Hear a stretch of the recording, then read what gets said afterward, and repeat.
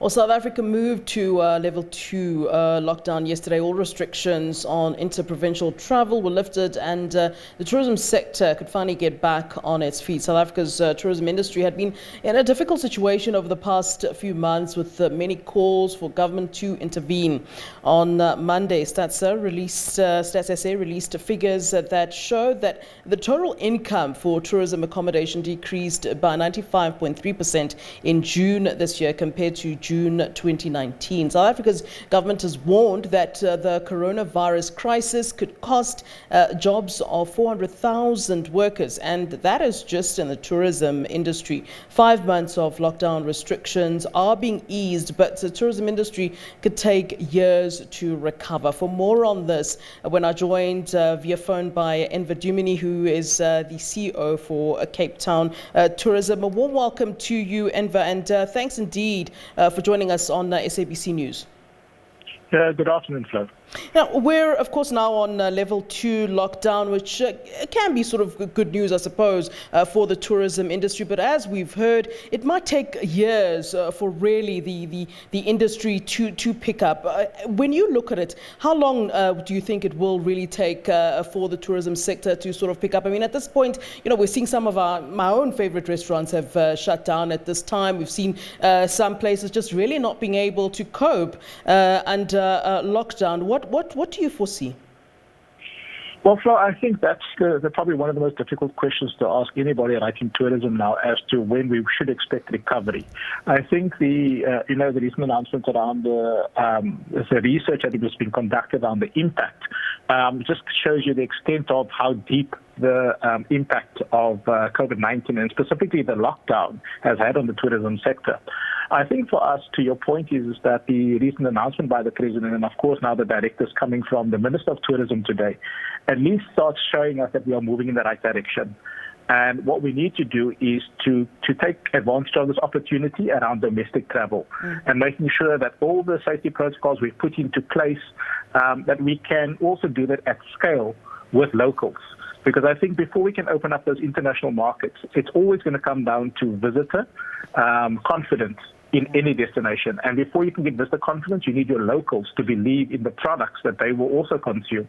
So I think for us right now, we look at this as a positive. It's a way for us to test protocols, but also to get feedback from locals. And I think that's the biggest challenge, is saying, how do we encourage locals to start exploring their own cities, their own towns, their own dorpies in order to make that work? You know, you talk about encouraging locals, and funny enough, I had this conversation just yesterday with the tourism lecturer from the Tshwane University of Technology, Sonabile Enama. And one of the things that I pointed out was the fact that it is really quite expensive to travel. I mean, a lot of South Africans, and I'm sure I'm not telling you anything new, a lot of South Africans will say, you know, it's quite expensive to tour Cape Town, to travel in Cape Town. Things seem to be, you know, priced for an overseas market perhaps. So will Cape Town, as an example, really kind of look at, you know, how they, you know, structure their pricing, for example, in terms of wanting to pick up and, as you say, encouraging locals and attracting locals to themselves test their own sort of market and travel into other provinces? I mean, in some points you might look at traveling into Cape Town and look at prices and compare it to traveling overseas and going, well, I might as well go overseas than maybe going to Cape Town or whatever province that you were looking at. Absolutely, Flo. And I think this becomes the challenge, but also the opportunity for the sector, is that we need to understand affordability. And again, who's the market we're going after? Because yes, I think we have been spoiled for choice when it comes to international tourists. But one thing I always want to remind people is that when people travel, not everybody's rich or wealthy when they come from overseas. There are many people that actually save up for years for a once-in-a-lifetime trip. And I think that's the one challenge for us as South Africans, is the savings culture for travel. And we are always more happy to spend that money and save up to go elsewhere in the world.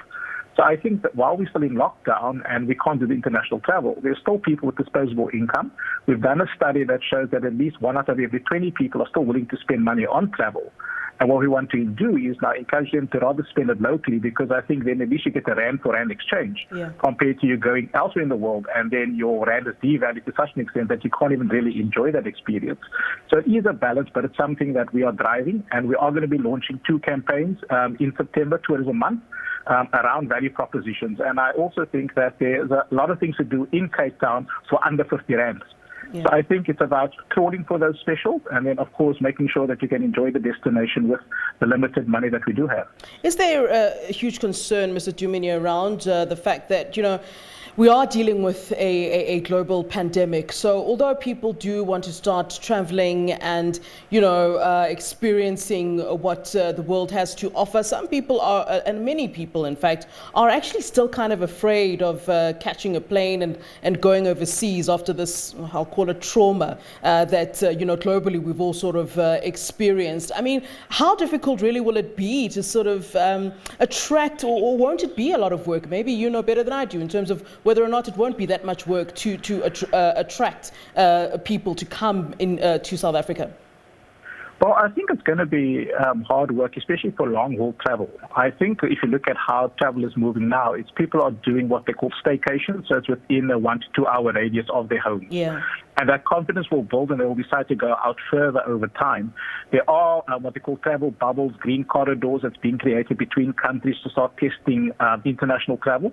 But I think over time that will happen. But the one thing that we kind of look at as Cape Town Tourism is the entire world has been impacted by COVID-19. So the playing fields are leveled. Everybody can get it, and you can get it anywhere in the world. So it's no longer where it's just isolated to a specific area.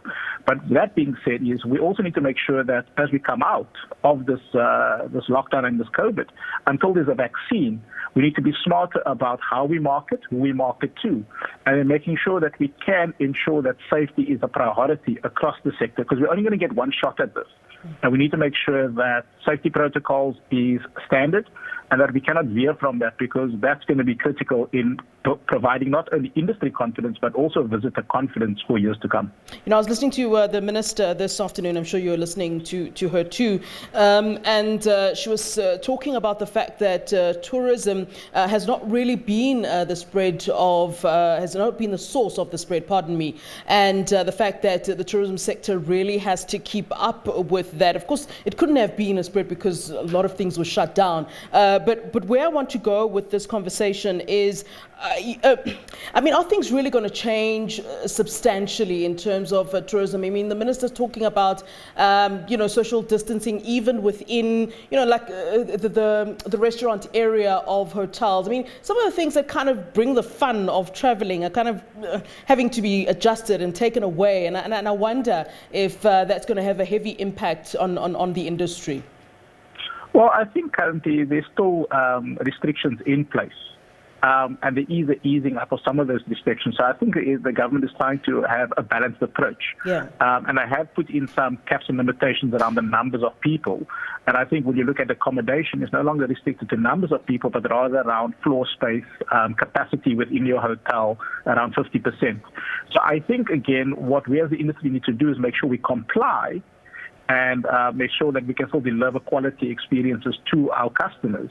And then hopefully by demonstrating that, and I think that's it. It's more about, rather than talking, it's about walking the talk as the sector.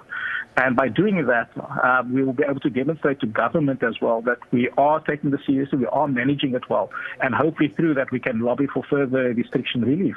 So I think it's going to have to happen, and we need to take this into our own hands as the sector, which we are doing. All right. Thank you for giving us your time and for that interesting conversation. Thank you very much, Enver Duminy.